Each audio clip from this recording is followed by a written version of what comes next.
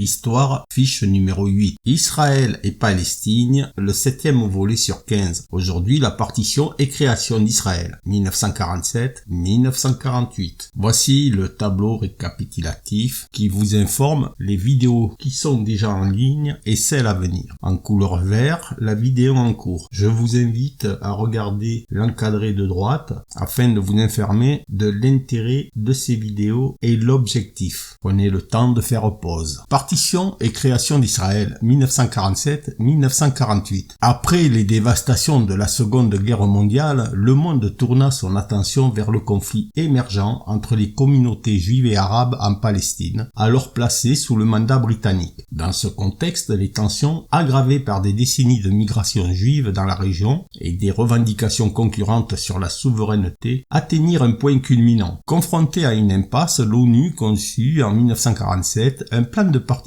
dans l'espoir de résoudre le conflit. Cette proposition ambitieuse, impliquant des protagonistes tels que David Ben Gourion pour la communauté juive et des personnalités comme Haj Amin al-Husseini pour les Arabes palestiniens, visait à diviser la Palestine en deux États distincts, l'un juif et l'autre arabe, tout en plaçant Jérusalem sous une administration internationale. Sous la direction de David Ben Gourion, une figure majeure, la communauté juive soutenait vigoureusement l'établissement d'un État juif indépendant en Palestine. Les Arabes palestiniens, dirigés par des personnalités comme Haj Amin al-Husseini, s'opposaient généralement à la partition, revendiquant l'intégralité de la Palestine pour un État arabe. La population arabe exprimait ainsi son désaccord avec la proposition de division. Le 29 novembre 1947, l'Assemblée générale de l'ONU adopta le plan de partage, un des événements clés imaginant la création de deux États indépendants, l'un juif et l'autre arabe, avec une économie commune à Jérusalem. Si la communauté juive accueillit favorablement la proposition de partage, les réactions et tensions arabes la rejetèrent, estimant qu'elle violait leurs droits et aspirations nationales. Le 14 mai 1948, David Ben Gourion proclama la déclaration d'indépendance de l'État d'Israël, marquant ainsi la fin du mandat britannique. Conséquences et développement. La déclaration d'indépendance d'Israël en 1948 a marqué le début de la guerre israélo-arabe, également connue sous le nom de guerre d'indépendance d'Israël, un conflit qui a impliqué Israël et plusieurs pays arabes. Les principaux pays arabes qui ont participé à la guerre étaient l'Égypte, la Jordanie, la Syrie, le Liban et l'Irak. Ces nations arabes, voisines d'Israël, ont réagi à la création de l'État juif en mobilisant leurs forces armées pour contester la souveraineté nouvellement acquise par Israël. Les hostilités ont entraîné des changements territoriaux significatifs, avec Israël étendant son territoire au-delà des frontières initialement prévues par le plan de partage de l'ONU. Ces modifications territoriales résultent des avancées militaires d'Israël au cours de la guerre. Par exemple, Israël a réussi à consolider et à élargir son territoire, notamment en repoussant les forces égyptiennes dans le désert de Negev, en prenant le contrôle de partie de la Galilée contre les forces syriennes et en sécurisant la partie ouest de Jérusalem. Après la guerre, la reconnaissance internationale d'Israël a été obtenue de la part de plusieurs nations, dont les États-Unis et l'Union soviétique. Cependant, les pays arabes ont refusé de reconnaître l'existence d'Israël, alimentant ainsi des hostilités régionales durables. Cette position intransigeante des pays arabes a contribué à l'établissement d'un climat de méfiance et de tension persistant dans la région du Moyen-Orient. Les conséquences de la guerre israélo-arabe de 1948 ont eu un impact profond sur les relations entre Israël et les pays arabes environnants. Les répercussions de ce conflit ont influencé les attitudes et les politiques des pays arabes envers Israël pendant des décennies. Les frontières redessinées et les territoires acquis par Israël ont également été un sujet de discorde, contribuant à l'évolution complexe des relations géopolitiques dans la région. Ainsi, la guerre d'indépendance d'Israël a laissé un héritage complexe de conflits et de défis diplomatiques, avec des conséquences qui continuent de se faire sentir jusqu'à nos jours. Les relations tendues entre Israël et les pays arabes ont été un élément central de la dynamique régionale au Moyen-Orient, et la guerre de 1948 a jeté les bases de nombreux développements ultérieurs dans le conflit israélo-arabe. Il est important de noter qu'à l'époque de la partition et de la création d'Israël en 1947-1948, les groupes tels que les Frères musulmans et Al-Qaïda n'étaient pas encore formés. Ces organisations ont émergé plus tard dans les décennies suivantes. Cependant, l'histoire de la Palestine a été marquée par divers mouvements nationalistes, politiques et parfois militaires. À l'époque l'époque de la création d'Israël, Haj Amin al-Husseini, mentionné dans le texte, était une figure clé du nationalisme arabe palestinien. Bien qu'il n'ait pas été directement affilié aux frères musulmans, il partageait des idées nationalistes et antisionistes. Dans le contexte actuel, les groupes comme le Hamas et le Hezbollah, qui ont des liens avec le mouvement islamiste, ont joué un rôle significatif dans les conflits régionaux. Cependant, ces groupes ont émergé plus tard dans l'histoire contemporaine et ne sont pas directement liés à la période de la partition et de la création d'Israël. Ainsi, dans le contexte de la partition et la création d'Israël en 1947-1948, il n'y a pas de référence spécifique à des groupes tels que les frères musulmans, Al-Qaïda ou d'autres organisations similaires. La dynamique des acteurs et des groupes a évolué au fil du temps dans la région du Moyen-Orient. En conclusion et en résumé, la partition et la création d'Israël en 1947-1948 ont été des événements fondateurs marqués par des tensions profondes entre les communautés juives et arabes. Ce processus entamé dans le sillage de la Seconde Guerre mondiale a laissé un héritage complexe de désaccords territoriaux et de traumatismes persistants. Le plan de partage de l'ONU, bien qu'ayant cherché à résoudre les conflits, a plutôt intensifié les antagonismes entre les parties concernées. Les actions et les décisions des dirigeants de l'époque, tels que David Ben Gourion du côté juif et Haj Amin al-Husseini du côté arabe, ont façonné de manière significative les contours du conflit. L'opposition de la population arabe à la partition et à la proclamation subséquente de l'indépendance d'Israël ont marqué le début d'une série d'événements qui ont profondément influencé la région du Moyen-Orient. La guerre israélo-arabe de 1948, déclenchée par la déclaration d'indépendance, a ajouté une dimension militaire au conflit, entraînant des changements territoriaux importants et contribuant à l'émergence de différends qui persistent encore aujourd'hui. Les hostilités ont façonné la perception de la légitimité d'Israël dans la région, alimentant des tensions et des conflits ultérieurs. La reconnaissance internationale d'Israël, bien que significative, n'a pas réussi à apaiser les relations avec les pays arabes voisins. Les revendications territoriales, les répercussions de la guerre de 1948 et les conséquences de la partition demeurent des éléments clés dans la dynamique géopolitique du Moyen-Orient. Les conséquences de ces événements continuent d'influencer les négociations de paix, les accords territoriaux et les relations diplomatiques dans la région, créant un contexte complexe qui nécessite une compréhension approfondie des antécédents historiques pour aborder les défis contemporains.